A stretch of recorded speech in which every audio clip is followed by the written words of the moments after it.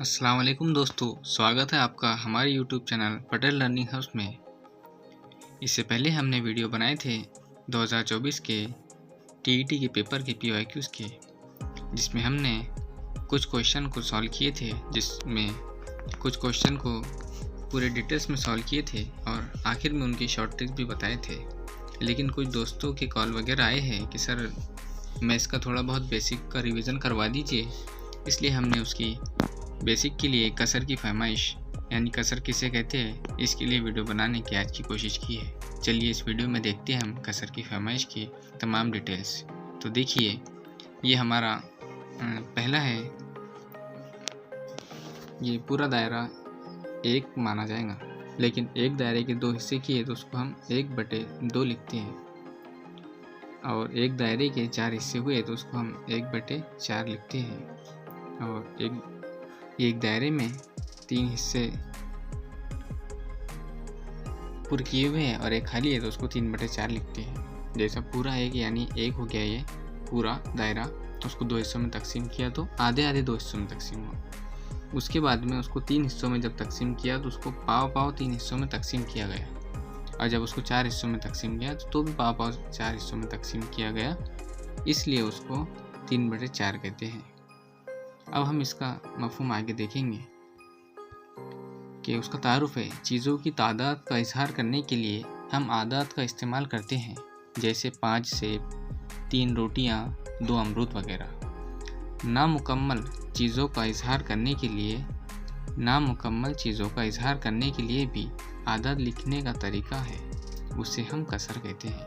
अब हमने यहाँ कसर की तारीफ देखे हैं कि कसर किसे कहते हैं।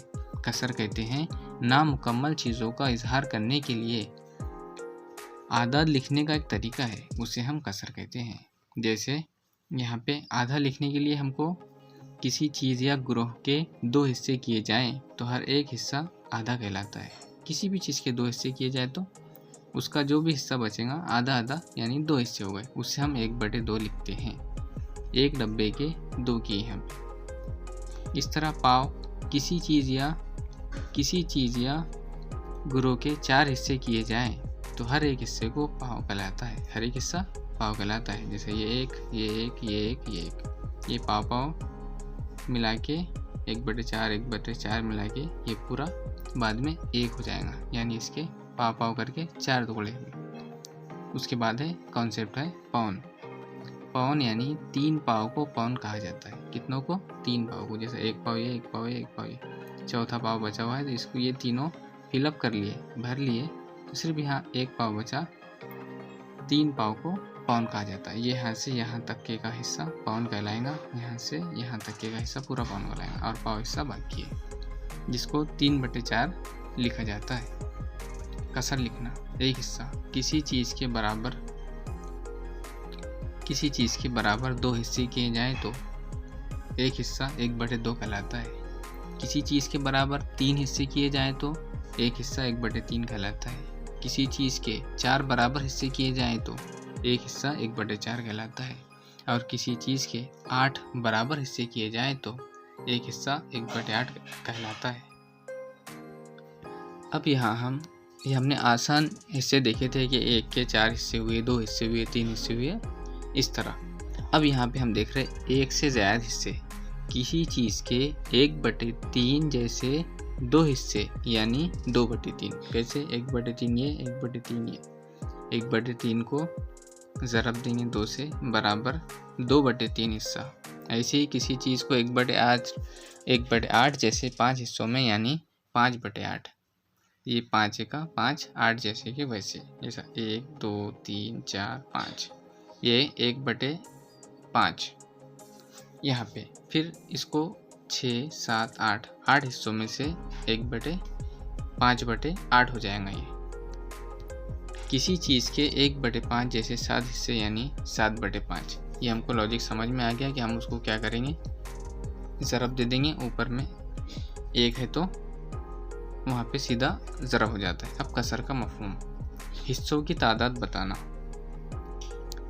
कसर के हिस्सों की तादाद बताना। कसर 5/8 का मफ़हूम है किसी चीज़ के 1/8 जैसे 5 हिस्से करना। जैसे हमने 5/8 का मफहूम क्या है? किसी चीज़ के 1/8 जैसे 5 हिस्से करना। कितने हिस्से करना? यानी 8 1 5, 8 हिस्सों में से 5 हिस्से करना।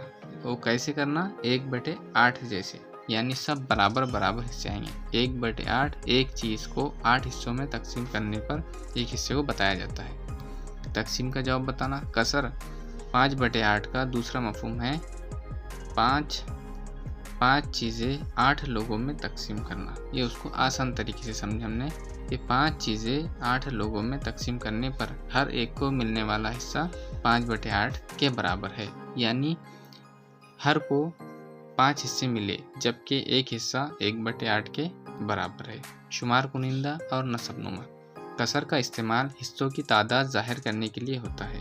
कसर 5/8 में शुमार किए गए हिस्से हैं 5 और एक हिस्सा कितना है? 1/8, यानी 1/8 की तरह 5 हिस्से तकसीम किए गए। अब देखिए, आसान सा सवाल है, शुमार कुनिंदा और नसबनुमा। अब हम कई दिनों से पढ़ते आते हैं शुमार कुनिंदा किसे कहते हैं, नसबनुमा किसे कहते हैं। शुमार किए गए हिस्सों को शुमार कुनिंदा कहते हैं। शुमार किए गए हिस्सों को शुमार कुनिंदा कहते हैं। एक चीज़ के कुल कितने हिस्से किए गए उसे नसबनुमा कहते हैं। एक चीज़ के कुल कितने हिस्से किए गए उसे नसबनुमा कहते हैं। यहाँ हमने ऊपर जो मिसाल देखी वहाँ पे 5 शुमार कुनिंदा था और 8 नसबनुमा था। वाजिब और गैर वाजिब कसर। कसर 4/4 में एक हिस्सा 1/4 के बराबर है। कसर 4/4 में एक हिस्सा 1/4 के बराबर है। शुमार किए गए हिस्से हैं 4, इसलिए 1 बराबर है 4/4। किसी कसर के शुमार कुनिंदा और नसबनुमा एक जैसे हों तो उस कसर की कीमत 1 होती है। क्यों होती है? जैसा ये शुमार कुनिंदा नसबनुमा एक जैसे है तो ये क्या होंगे? यहाँ से तकसीम होंगे 4 1 4, 4 1 4। जवाब आ गया 1/1। नीचे का बटे जब 1/1 आता है तो हम इसको 1 लिखते हैं। इसी तरह किसी कसर का शुमार कुनिंदा नसबनुमा से छोटा हो तो उसकी कीमत 1 से कम होती है। 1 से छोटी कसर को वाजिब कसर कहते हैं। किसी कसर का शुमार कुनिंदा नसबनुमा से छोटा हो तो उसकी कीमत 1 से कम होती है। 1 से छोटी कसर को वाजिब कसर कहते हैं। और किसी कसर का शुमार कुनिंदा नसबनुमा से बड़ा हो तो उसकी कीमत 1 से ज़्यादा होती है और उसे गैर वाजिब कसर कहते हैं। अभी हमने वाजिब कसर भी देख लिए, गैर वाजिब कसर भी देख लिए। ये बहुत इंपॉर्टेंट टॉपिक है, इस पर सवालात आते ही आते हैं। टीईटी में अक्सर इस पर हर साल 2 से 3 सवालात आते हैं। उसके बाद में है मुरक्कब कसर। किसी कसर में हिस्सों को शुमार करने के 2 तरीके हैं। एक है तमाम हिस्सों को शुमार करके कसर लिखना। मिसाल 9/4। शुमार किए गए हिस्से हो गए 9 और एक हिस्सा 4 के बराबर। इस तरह लिखी गई कसर को आम कसर कहते हैं। आम कसर की 2 किस्में हैं, 1 से छोटी यानी वाजिब कसर। सीधा याद रखने के लिए, वाजिब और गैर वाजिब कसर याद रखने के लिए सीधा आसान है कि 1 से छोटी वाजिब कसर और 1 से बड़ी गैर वाजिब कसर। दूसरा है मुकम्मल चीज़ों को अलग और एक चीज़ से कम हिस्सों को अलग शुमार करके कसर लिखना। जैसे 9/4, कसर 9/4 में एक हिस्सा हो गया 1/4, इसलिए 4 हिस्सों से बराबर है मुकम्मल एक चीज़। 4 हिस्सों के बराबर है ये एक चीज़, 4 हिस्सों के बराबर है। 9 हिस्से हुए तो 2 मुकम्मल चीज़ें और एक हिस्सा। 2 सही 1/4, 2 सही 9/4 बराबर आ गया 2 सही 1/4, 2 सही 1/4। इस तरह लिखी गई कसर को मुरक्कब कसर कहते हैं। इस तरह लिखी गई कसर को, जैसे 9/4 बराबर है 2 सही 1/4, 2 सही 1/4।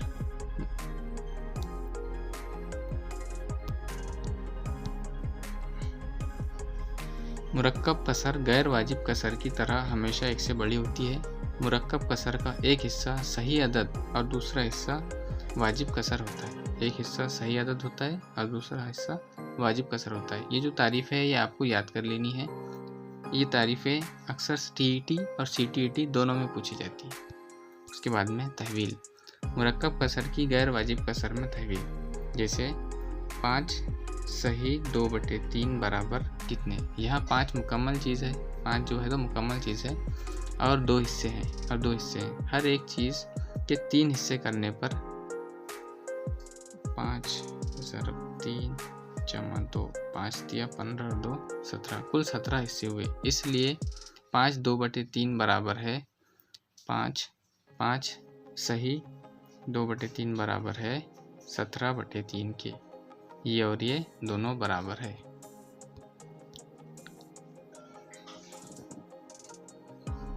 अब देखेंगे गैर वाजिब कसर की मुरक्कब कसर में तहवील। 31/9 किसके बराबर है।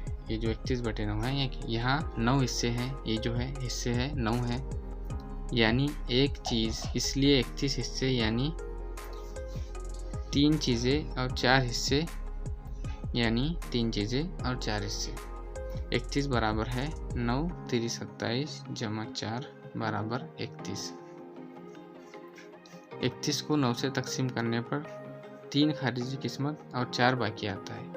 31 को 9 से तकसीम करने पर 9 3 27, 3 खारिजी किस्मत और 4 बाकी आता है। 31 को 9 से तकसीम करने पर 3 खारिजी किस्मत और 4 बाकी आता है। हम कीमत कसर जैसे आधा बराबर है 50/100, 5/10, 4/8, 3/6। ये तमाम मिसालें आधे की है। 50/100 भी आधा, 5/10 भी आधा, 4/8 भी आधा, 3/6 भी, 2/4 भी, 1/2 भी। इन सभी कसरों की कीमत बराबर है। इस तरह जिन कसरों की कीमत बराबर होती है उन्हें हम कीमत कसरे कहते हैं। उन्हें क्या कहते हैं? हम कीमत कसरे कहते हैं। किसी कसर के शुमार कुनिंदा और नसब नुमा दोनों को एक ही आदत से ज़रब या तकसीम करने पर हम कीमत कसर हासिल होती है। ये उसकी आसान सी तारीफ़ है कि किसी कसर के शुमार कुनिंदा और नसब नुमा दोनों को एक ही आदत से ज़रब या तकसीम करने पर हम कीमत कसर हासिल होती है। शुमार कुनिंदा और नसब नुमा दोनों को 3 से ज़रब करने पर, शुमार कुनिंदा और नसब नुमा दोनों को 5 से ज़रब तकसीम करने पर। कसर की मुख्तसर तरीन सूरत, हम कीमत कसरों में सबसे छोटे शुमार कुनिंदा और नसब नुमा वाली कसर को मुख्तसर तरीन सूरत कहते हैं। जैसे 50/100 ये भी आधा है, 5/10 ये भी आधा है, 2/4 भी आधा है, 1/2 भी। 50/100 की मुख्तसर तरीन सूरत, इसकी हम कीमत कसरों में सबसे छोटे शुमार कुनिंदा और नसब नुमा वाली कसर को 1/2, 50/100 भी बराबर है 1/2 के। आमतौर से कसर को मुख्तसर तरीन सूरत में ही लिखा जाता है। कसर की मुख्तसर तरीन सूरत भी कसर ही होती है। हम नसब कसरे, जिन कसरों के नसब नुमा यकसा होते हैं उन्हें हम नसब नुमा कसरे कहते हैं। जैसे इनके सब की मिसाल में नसब नुमा सबके 8 है, जैसे 1/8, 3/8, 5/8, 7/8। ये तमाम क्या हुए? एक जैसी इनकी नसब नुमा है। दी हुई कसरों में सबका नसब नुमा 8 है। तमाम कसरों में एक हिस्सा बराबर है 1/8 के। हम नसब कसरों का नसब नुमा एक जैसा होता है, यानी सभी कसरों के शुमार किए गए तमाम हिस्से मसावी जसामत के होते हैं।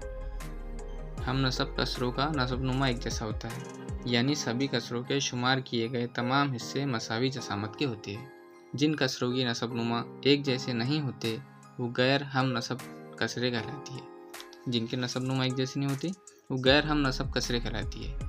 यहाँ पे जैसे मिसाल 2/3, 5/8, इनके नसब नुमा अलग अलग है। इन कसरों के नसब नुमा अलग अलग है। ये गैर हम नसब कसरे हैं। 2/3 में एक हिस्सा बराबर है 1/3 के। जैसे मसावी जसामत के नहीं है। यहाँ पे हिस्से जो है तो मसावी जसामत के नहीं है, अलग अलग है। कसरों का छोटा बड़ापन, हम नसब कसरों में एक हिस्सा मसावी होता है, इसलिए जिन कसर का शुमार कुनिंदा बड़ा होगा वो कसर बड़ी होंगी। देखिए इस टॉपिक पर हर साल सवालात आते हैं। कौन सी कसर छोटी है? 4 सवालात, एक सवाल दिया होता है, 4 ऑप्शन दिए हुए होते हैं। सबके नसब नुमा अलग अलग होंगे, शुमार कुनिंदा अलग अलग होंगे और उसमें से हमको सवाल पूछा जाता है कि कौन सा बड़ा है या कौन सा छोटा है। अगर जो हमको कसर के बारे में उसकी तमाम तारीफ़ें मालूम रही, कौन सा छोटी कसर है, बड़ी कसर है, हम नसब नुमा कसर है, तो ये सब चीज़ें हमारी समझ में आएंगी, तो हम उसका जवाब वहाँ पे हम ज़्यादा वक्त ना ज़ाया करते हुए फ़ौरन जवाब दे सकेंगे। जैसे जिन कसरों का शुमार कुनिंदा एक जैसा हो, उनमें जिसका नसब नुमा छोटा होगा वो कसर बड़ी होगी। देखिए आसान तारीफ है कि जिन कसरों का शुमार कुनिंदा एक जैसा हो, लेकिन उनमें जिसका नसब नुमा छोटा होगा वो कसर बड़ी होगी। जिसका नसब नुमा छोटा होगा वो कसर बड़ी होगी। देखिए यहाँ पे 1/3 बड़ी है 1/8 के। यहाँ पे 1/3 कसर बड़ी है 1/8 से। 1/8 छोटी कसर है और 1/3 बड़ी कसर है। यानी ये 3 डब्बों को, एक डब्बे को 3 हिस्सों में बांटा गया और यहाँ एक डब्बे को 8 हिस्सों में बांटा गया। अब यहाँ पे 3/8 और 3/4 में बड़ी जो कसर है वो 3/4 है और 3/8 छोटी कसर है, क्योंकि हमने यहाँ पढ़े जिन कसरों का शुमार कुनिंदा एक जैसा हो, उनमें जिसका नसब नुमा छोटा होगा वो कसर बड़ी होंगी। ये इनका दोनों का जो शुमार कुनिंदा एक जैसा है 3-3, लेकिन इसका नसब नुमा छोटा है 4 है, तो ये कसर क्या होंगी? बड़ी होंगी। अब उसकी दूसरी तारीफ देखते हैं हम। 2 कसरों का शुमार कुनिंदा और नसब नुमा अलग अलग हो तो वहाँ हर कसर के शुमार कुनिंदा को दूसरे कसर के नसब नुमा से ज़रब करेंगे। अब यहाँ क्या करेंगे मालूम करने के लिए हम ज़रब करेंगे। 2 कसरों के शुमार कुनिंदा और नसब नुमा अलग अलग हो, ये दोनों अलग अलग हो, तो वहाँ हर कसर के शुमार कुनिंदा को दूसरे कसर के नसब नुमा से ज़रब करेंगे। जैसे यहाँ पे 4/7 और 3/5, यहाँ शुमार कुनिंदा भी अलग है, नसब नुमा भी अलग है, सब अलग है। तब क्या करेंगे? 4 से तिरछी ज़रब होगी 4/5 और 3/7। अब 4/5 का जवाब आ गया 20, 7 या 21। अब 21 बड़ा है या 20 बड़ा है? अब यहाँ पे हमने देख लिया 20 छोटा है 21 बड़ा है, इसलिए 21 की तरफ वाली कसर बड़ी है 21 की। अब हमारा 21 किस साइड से 21 जवाब आया, हमने यहाँ आदत रखी है, उनकी वैल्यू रखी है, ज़रब किए, तो हमारा इस साइड हमको जवाब 21 आया, इसलिए 3/5 जो है तो हमारी कसर क्या होंगी? बड़ी होंगी। 3/5 वाली कसर हमारी बड़ी होंगी। तो देखिए दोस्तों, इस वीडियो में हमने कसर के बारे में टॉपिक पर पूरा वीडियो देखे। इसमें जो भी इसकी अहम और ज़रूरी बातें थे, ये हमने उसको जल्दी ज़्यादा वक्त ना ज़ाया करते हुए समझे। अब हम अगले वीडियो में जमा, वज़ा, ज़रब, तक़सीम इसके बारे में देखेंगे। सेशन को लाइक कीजिए, सब्सक्राइब कीजिए।